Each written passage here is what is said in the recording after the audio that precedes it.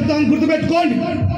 భారత దేశంలో వర్గీకరణ అనే దాన్ని అడ్డుకుంటున్నది మాలలు కాదు, ముమ్మాటికి. ఎవరు కాదు? మరి మందకృష్ణ ఎవరిని అంటున్నాడు? చెప్పండి గట్టిగా. మాలని సైకోలు అంటున్నాడు. ఎందుకు అంటున్నాడో తెలుసా? ఈ రాష్ట్రంలో ప్రజాకోర్టు వేయించి ఎస్సీ ఎస్టీ అట్రాసిటీ కేసుని చట్టాన్ని సృష్టించినటువంటి ఈ మాలా మాదిగలు కలిసి ఉంటే, ఈ మాలలు నాయకత్వం వహిస్తున్నప్పుడు ఈ మాదిగలు వాళ్ళు వెనకాల తోడుగా ఉంటే వీళ్ళు రాజ్యాధికారం దిశగా ఆలోచన మొదలు పెడతారని భయంతో మాలా మాదిగల మధ్యలో విచ్ఛిన్నవాదాన్ని తీసుకొచ్చింది రాజ్యం. ఆ రోజు నుంచి మందకృష్ణ మాదిగన్న మాదిగల్లో ఒక సమూహానికి నాయకత్వం వహిస్తూ నిరంతరం మాలల్ని తిట్టడమే పనిగా పెట్టుకున్నాడు. నేను ఉద్యమాల్లోకి వచ్చి 17 సంవత్సరాలు అవుతుంది. నేను ఏ రోజు కూడా ఆయనకు ఎదురు మాట్లాడలే, ఆయనకు అడ్డుపడలే. ఎందుకు?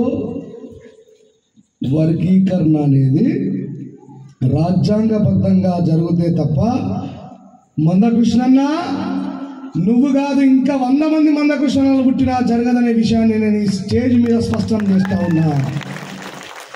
ఈరోజు మోడీ గారికి ఏజెంట్ గిరి చేస్తా ఉన్నావు. ఈ మాట అంటే నీకు మనవులకు బాధ అనిపిస్తున్నది. నేను నీ సహోదరుణ్ణి, మరి నువ్వు మాలల్ని మనువాదులు అంటున్నావు. నేను నిన్నగాక మొన్న ఆగస్టు తీర్పు తర్వాతే మాలలకు సరైన నాయకత్వం వహించి ఎక్స్ప్లెనేషన్ ఇచ్చేవాడు లేడనే కదా నేను ఆ సభపైకి ఎక్కినా. నేను మాలోడు కడుపులో పుట్టినా, మరి నేను మాలలకు నాయకత్వం వహించకపోతే నా సమాజం మొత్తం నన్ను చూసి చిగురించుకోదా? మరి నేను మనువాదుల కోసం పోరాడి మన జాతిని రక్షించినాడు. నేను ఒక మాలోనే మాట మాట్లాడితే మాలలో మనవాదులు అంటున్నావు. మరి నువ్వు కర్ణాటక ఎలక్షన్లలో ఎవరు కోటేయమని చెప్పినావు? చెప్పండి గట్టిగా. బీజేపీ అంటే మనవాదాన్ని పెంచి పోషిస్తున్నది కాదా? మరి ఏ ఒక్క మాదిగల్లో ఉన్న మానవతావాదైనా, మాదిగ కమ్యూనిస్ట్ అయినా, మాదిగ హేతువాదైనా, మాదిగ నాస్తికవాదైనా, మాదిగ హ్యూమనిస్ట్ అయినా మందకృష్ణన్న మణిపూర్ లో మన అక్క చెల్లెలను నగ్నంగా ఊరేగించిన దుర్మార్గులకు ఓటేయమని ఎట్లా చెప్తున్నావు అని అడిగిందా? గుజరాత్ లో మన మైనారిటీ సహోదరులని ఊచకొత్త కోసిన దుర్మార్గులకు నువ్వు ఓటు ఎందుకు వేయమంటున్నావు అని చెప్పి ఏ ఒక్క మానవతావాది బాధితులైనా అడిగినరా? అడగలేరు కాబట్టే ఈ వెంటర్ల రాజేష్ గారు మాలల సభపైకి వెళ్ళి మాట్లాడాల్సిన పరిస్థితిని నువ్వే కల్పించినావు. మీలో ఎవరైనా మాట్లాడుంటే నేను పోయేవాడిని కాదు. అంటే మీరు అంతర్గతంగా అందరూ ఒకటే, బయటకు మాత్రం మమ్మల్ని అవలాగలం చేస్తున్నారు. మాలో మేము కొట్లాడుకొని అశోక్ అన్నకు నాకు వడక, శంకర్ అన్నకు నాకు వడక, మా లోపల సైద్ధాంతికమైనటువంటి భావాజాలను విచ్ఛిన్నం చేసింది మీరే.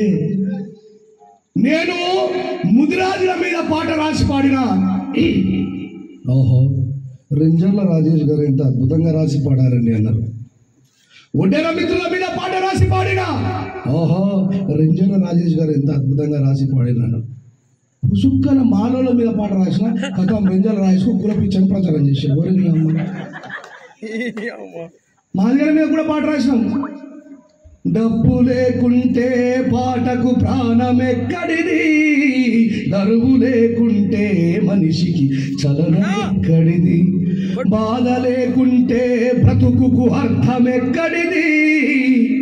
మాకు లేదు కులం, అంబేద్కర్ గారు మాకు కులం నేర్పలే. నువ్వు మనవాద భావాజాలాన్ని మోస్తున్న రాజకీయ బానిసలకు తత్తు అయినావు కాబట్టి నీ మెదడులో విచ్ఛిన్నవాదం నెలకొన్నది. కృష్ణన్న, నువ్వు మారాల్సిన సమయం వచ్చింది. ఎవరి మీద కత్తులు నూరిపిస్తున్నావు ఈ రాజ్యంతో? నువ్వు ఏ మాలలైతే మాదిగ జాతిని ముక్కలు ముక్కలు నరిగితే నా జాతి నిజాయితీకు నిలువడతాం కాబట్టి, నా బాబాసాహెబ్ అంబేద్కర్ గారు అది మాకు నేర్పారు కాబట్టి ఢిల్లీ నడివీధులలో సింహాలయం కలిగించి నీ జాతికి నా జాతికి న్యాయాన్ని ఇప్పించిన వ్యక్తులం మేము. మా మీద కాదు కత్తులు నడిపించేది. పొద్దున్న లేస్తే మాలోళ్ళని తిడుతున్నావు. నువ్వు మాలోళ్ళని తిట్టినా మేము స్పందించలే. ఒక స్పష్టమైనటువంటి విషయాన్ని మీకు చెప్తా వినండి.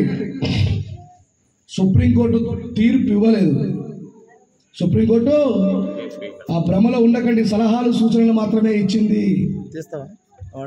చంద్రచూడ్ గారు అంటే ఈ అమ్మాయి తీర్పిచ్చిన సారు ఆ జడ్జి గారు ఏం తారీఖు ఇచ్చిరన్నా ఆగస్టు 1. ఆయన నవంబర్ 10 తర్వాత ఖతం అయిపోయింది, ఉద్యోగం పీకింది.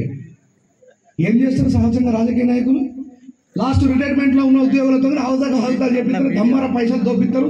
ఏమవుతారా పైసలు కొట్టుకుపోతే లోపలికి పోతే మళ్ళీ బెయిల్ మీద బయటకు రావచ్చు. చంద్రచూడ్ గారిని కూడా బీజేపీ గవర్నమెంట్ అట్లా ఉపయోగించుకొని ఈ క్యాస్ట్ క్లాసిఫికేషన్ చేసి మన మధ్యలో విచ్ఛిన్నవాదాలు. మందాకృష్ణ క్లియర్గా బీజేపీని తెలంగాణలో అట్లాగో ఆంధ్రాలో ఎస్టాబ్లిష్ చేసిండు. తెలంగాణలో కూడా ఎన్ని గెలిచినా చూసారు కదా. ఈ మాటని ఎక్క మాదిగా మానవతావాది కూడా ప్రశ్నించట్లేదు. అందుకే నేను నల్గొండ సభలో చెప్పిన, అరే తిన్న కంచంలో ఉచ్చవసలు లుచ్చలా కొడుకులు మీరు. ఈ మాట అంటే నొప్పి వచ్చింది వాళ్ళకి. మరి మాట్లాడాలి కదా, ఎవరైనా ఒక్కరైనా మాట్లాడుతున్నారా? మాలోళ్ళు మాత్రమే భారత రాజ్యాంగం వైపు నిలబడ్డారు, రాజ్యాంగాన్ని కాపాడుకునే దిశగా వాళ్ళు ముందుకు పోతున్నారు కాబట్టి నేను పోయా ఆ దాంట్లో మాట్లాడినా. మరి మానవతావాదులైనటువంటి ఒక్కరు కూడా అరే నేను ఏబిసిడి వర్గీకరణవాదాన్ని వద్దు అని చెప్పట్లేదు. మందాకృష్ణ, ఈ రాజుపాలెం సభ నుంచి నీకు ఒక చిన్న రిక్వెస్ట్ చేస్తా ఉన్నా. చంద్రబాబు నాయుడు గారు మీ మనిషి, అవునా కదా? అవును. నరేంద్ర మోడీ గారు నేను హక్ చేసుకున్నాడు, ముద్దు పెట్టుకున్నాడు నాకు తెలియదు కానీ హక్ అయితే చేసుకున్నాడు. इतना ईट में शेत में राके नेड़े को कृष्णा मैं है आपके साथ, आप टेंशन मत लो, जितना भी हो सकता है उतना मैं करके देगा అని చెప్పి మాట ఇచ్చిందా లేదా? రాజ్యాంగబద్ధమైన వర్గీకరణ మోడీతో పార్లమెంట్ లో బిల్లు పెట్టించుకో, నీకు దమ్ముంటే మానవులందరం కూడా నీకు అండగా నిలబడతాం. అయితదా?